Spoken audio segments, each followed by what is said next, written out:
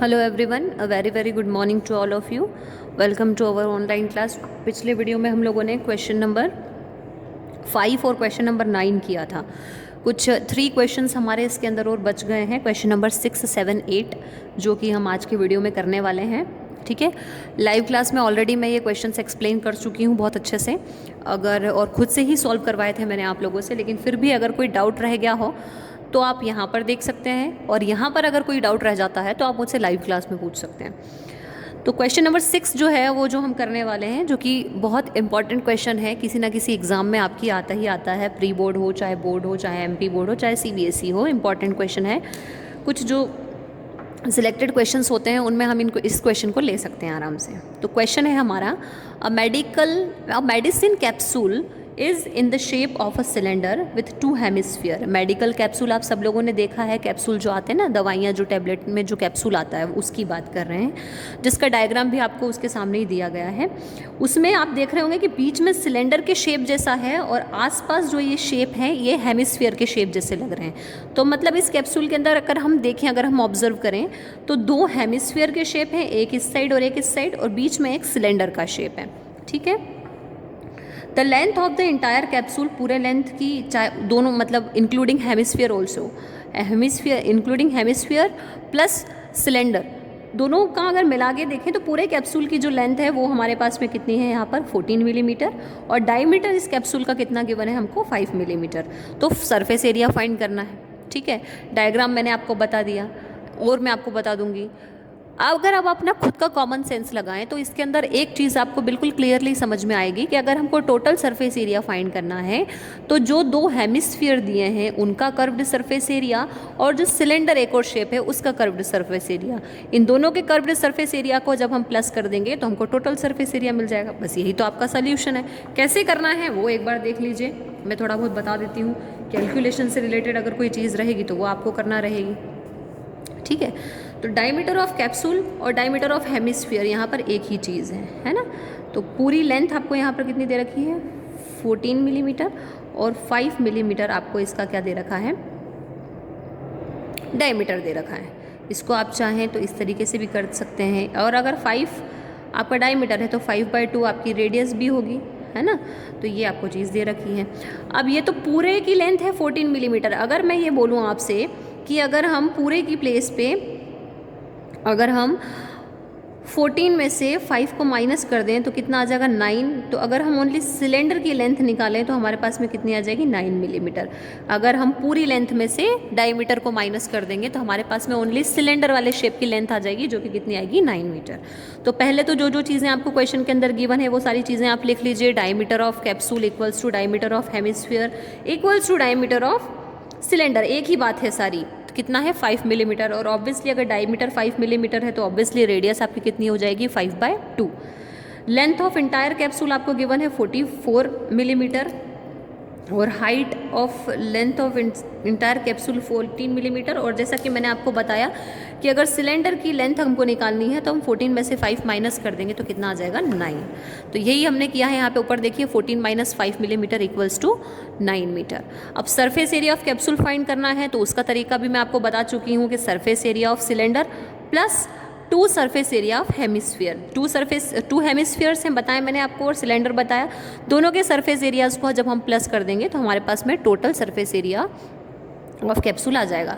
तो surface area of cylinder का formula होता है 2πRh plus 2 as it is, and surface area of hemisphere का फॉर्मूला होता है कितना, 2πr²। तो ये 2 आएगा, यहाँ पर इसने लिखा नहीं है, लेकिन 2πr²। तो कितना हो गया, 2πr, 2 2 ज़ा 4πr²।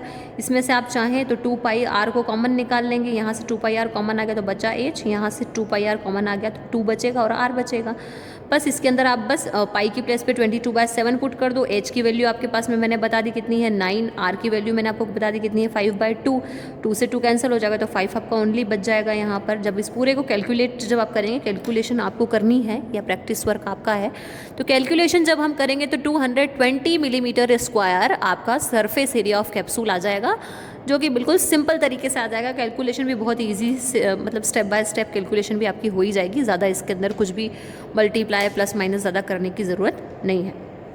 तो ये था आपका क्वेश्चन नंबर 6। अब हम करेंगे क्वेश्चन नंबर 7 जो कि है टेंथ वाला। ठीक है, तो टेंथ वाला क्वेश्चन है, इसको देखिए, ये भी बहुत इजी है क्वेश्चन। क्वेश्चन कभी भी टफ नहीं होते हैं, सिर्फ आपको प्रैक्टिस करना होता है। तो क्वेश्चन है आपका, a tent is in the shape of a cylinder surmounted by a conical top. तो ये चीज़ हमको क्लियर हो गई कि यहाँ पे दो शेप की बात की गई है, एक तो सिलेंडर की बात की गई है, मतलब शेप के अंदर, डायग्राम के अंदर सबसे पहले हमको सिलेंडर बनाना है। फिर सर माउंटेड की बात की गई है, मतलब उसके सर पे कुछ ना कुछ आएगा टेंट। और फिर कोनिकल टॉप की बात की गई है, मतलब सर के ऊपर कोन, सिलेंडर बनाएंगे, सिलेंडर के सर पे हम कोन का शेप बनाएंगे टेंट के जैसा। ये आपका डायग्राम हो गया। If the height and the diameter of the cylindrical part are 2.1 meter and 4 meter, height आपको दे रखी है यहाँ पर 2.1 मीटर सिलेंडर की, और डायमीटर दे रखा है 4 meter. And the slant height of the, obviously क्योंकि अगर कोन का टॉप बना रहे हैं तो कोन में आधी लाइन होती है, मतलब स्लैंट हाइट की वैल्यू भी ज़रूरी है। 2.8 सेंटीमीटर आपको गिवन है। आगे बोल रखा है find the area of canvas used for making the tent. हमको एरिया ऑफ पता करना है कि कितना है, क्योंकि जो टेंट का शेप बनाया गया है वो कैनवास से बनाया गया है, तो हमको पता करना पड़ेगा कि उसका एरिया कितना है। And also find the cost of the canvas of the tent at the rate of ₹15 पर मीटर स्क्वायर। और जो भी कैनवास का एरिया आएगा उसका आपको कॉस्ट फाइंड करना है, और उसके 1 मीटर स्क्वायर का कॉस्ट दे रखा है आपको 500 मीटर। तो पहले हम एरिया निकालेंगे, उसके बाद हम क्या कर देंगे, कॉस्ट निकाल लेंगे। तो डायग्राम इसके अंदर तो बना हुआ नहीं है, लेकिन मैं आपको यहाँ पर बता देती हूँ डायग्राम। पहले आप क्या बनाएंगे, सिलेंडर टाइप का शेप बनाएंगे,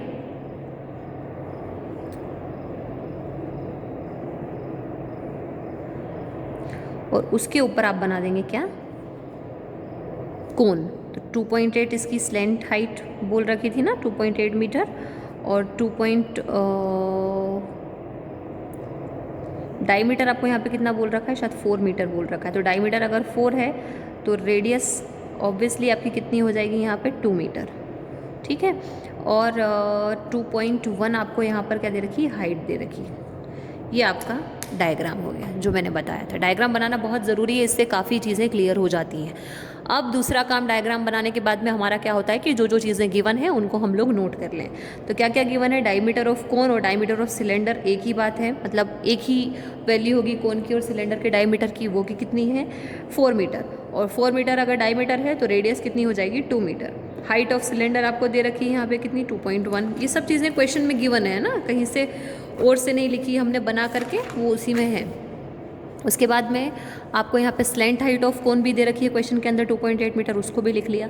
अब हमको क्या फाइंड करना है, curved surface area of tent. तो curved surface area of tent find करने के लिए दो ही शेप है हमारे पास में, एक तो सिलेंडर का शेप है, एक कोन का शेप है, तो दोनों के कर्व्ड सरफेस एरिया को प्लस कर देंगे तो टोटल सरफेस एरिया हमारे पास में आ जाएगा। तो वही हमने किया है, curved surface area of cylinder plus curved surface area of conical part. Curved surface area of cylinder का फॉर्मूला होता है 2πRh, curved surface area of conical part का फॉर्मूला होता है πRL। यहाँ से πR कॉमन निकाल लीजिए, अंदर बच जाएगा 2h + L।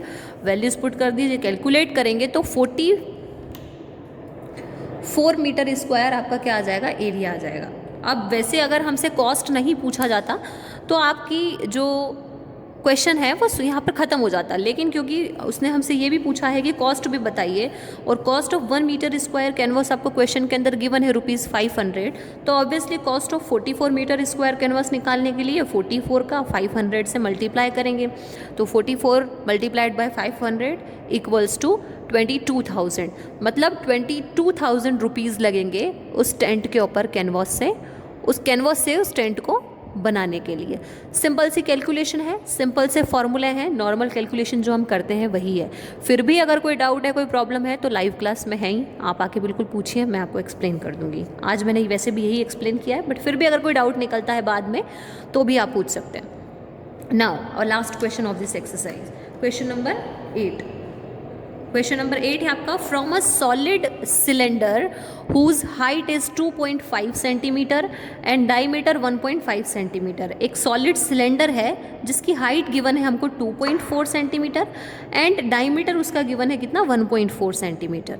अब a conical cavity of same height and same diameter, मतलब एक कोनिकल कैविटी दे रखी है। अब कोनिकल कैविटी का मतलब जैसे सबसे पहले हमको एक सिलेंडर बनाना है, सिलेंडर के अंदर आपका कोन बनेगा, क्योंकि कैविटी बोल रखा है तो अंदर कोन बनेगा आपका, उसी हाइट और उसी डायमीटर का जो आपको सिलेंडर के लिए दे रखी है। मतलब कि कोन का डायमीटर भी आपका 1.4 ही होगा और कोन का हाइट भी आपका 2.4 ही होगा।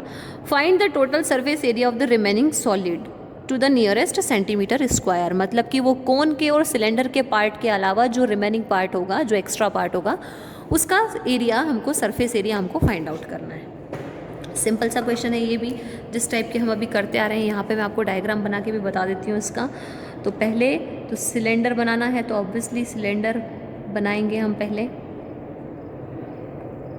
इस टाइप से, और उसके अंदर फिर हमको क्या बनाना है, कोन बनाना है।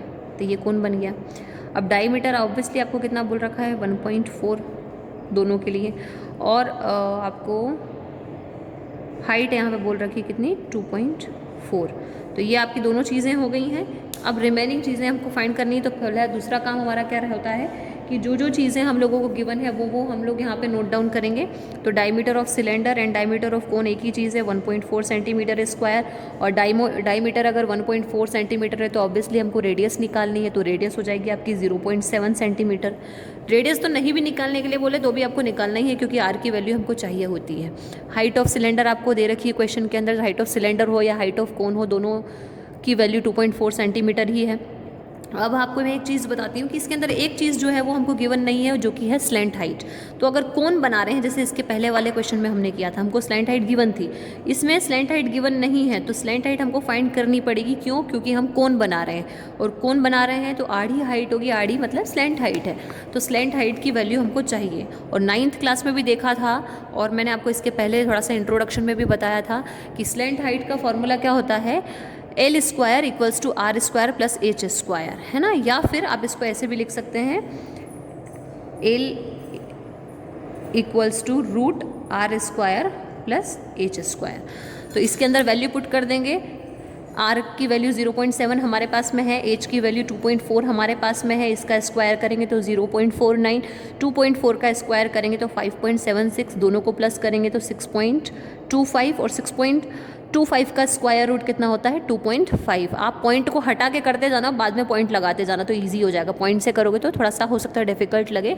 तो जब आप ये स्क्वायर कर रहे हैं या स्क्वायर रूट कर रहे हैं तो पॉइंट को भूल जाइए। अगर पॉइंट को मैं भूल जाती हूँ तो 625 होता है। 625 का आप सबको पता है स्क्वायर रूट कितना होता है, 25 होता है। फिर बाद में आप उसमें पॉइंट लगा दीजिए, है ना। ये शॉर्ट ट्रिक्स होती है। अब total surface area of remaining solid find करना है। तो दो शेप हैं, कोनिकल और सिलेंड्रिकल। तो curved surface area of cylinder and curved surface area of कोन, ये दोनों तो प्लस होंगे ही होंगे। साथ में एक चीज़ और प्लस होगी, क्योंकि यहाँ पर सिलेंडर का बेस भी दे रखा है, तो area of base of cylinder भी हमको इसके अंदर प्लस करना पड़ेगा, दोनों शेप के कर्व्ड सरफेस एरिया के अंदर। इसलिए हमने यहाँ क्या, surface area of cone, area of base of cylinder और curved surface area of cylinder, दोनों तीनों चीज़ों को हमने प्लस किया।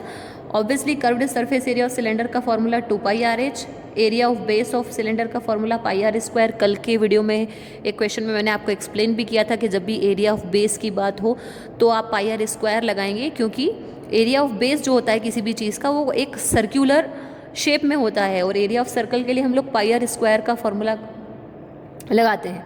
तो वो चीज़ हमको यहाँ पे करनी है, ठीक है। और सरफेस एरिया ऑफ कोन का फॉर्मूला आपका होता है πrl, ठीक है। यहाँ से अगर हम तीनों के अंदर से देखें तो πr कॉमन निकल रहा है, तो πr को हमने कॉमन निकाल लिया, और जो बचेगा πr के अलावा उसको हमने हर टर्म के ब्रैकेट में लिख लिया। ये ऐसा इसलिए हम डायरेक्ट भी वैल्यूज़ पुट कर सकते हैं हर एक के अंदर, लेकिन ऐसा इसलिए करते हैं ताकि थोड़ी सी कैलकुलेशन हमारी इजी हो जाए और ज़्यादा कैलकुलेशन हम लोगों को करने की ज़रूरत ना पड़े। बस ये हो गया। उसके बाद आप वैल्यूज़ पुट कर दीजिए सारी और कैलकुलेट कर लीजिए। तो 17.6 सेंटीमीटर स्क्वायर आपका क्या आ जाएगा, आंसर आ जाएगा। तो यही आपका फाइनल आंसर है। आप चाहें तो इसको 18 सेंटीमीटर भी लिख सकते हैं या डायरेक्ट 17.6 भी लिख सकते हैं, क्योंकि पॉइंट के बाद अगर 5 से बड़ा नंबर हो तो आप उसको एक नंबर आगे बढ़ा के यानी राउंड फिगर में लिख सकते हैं। तो या तो आप 17.6 लिख दीजिए तो भी सही है, और 18 लिखेंगे तो भी सही है। तो ये क्वेश्चन आपका यहाँ पर कंप्लीट हो गया। इसके बाद जो 9th वाला क्वेश्चन था वुडन आर्टिकल वाला, ये क्वेश्चन मैं आपको कल करवा चुकी हूँ। तो आपकी ऑलमोस्ट मेरी तरफ से मैंने 13.1 पूरी कंप्लीट करवा दी है। कुछ जो सिलेक्टेड क्वेश्चंस थे इसके वो भी मैंने बता दिए हैं। अब जो CBSE वाले कुछ स्टूडेंट्स हैं वो कुछ एक्स्ट्रा क्वेश्चन भी इससे रिलेटेड, कॉम्बिनेशन वाले टॉपिक से रिलेटेड कुछ एक्स्ट्रा क्वेश्चन भी आपको मिल रहे हैं, तो वो भी आप कर लीजिए। एग्जाम्पल और एक्सरसाइज तो आपको करनी है।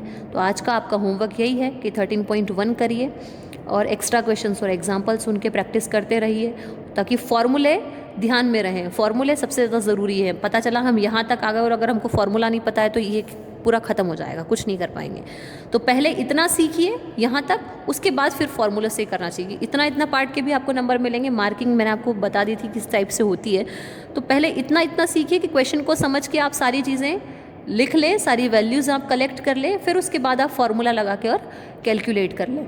तो इतना कर लीजिए, फिर अगर कोई प्रॉब्लम आती है तो आप लाइव क्लास में पूछ ही सकते हैं। ठीक है, ओके, थैंक यू।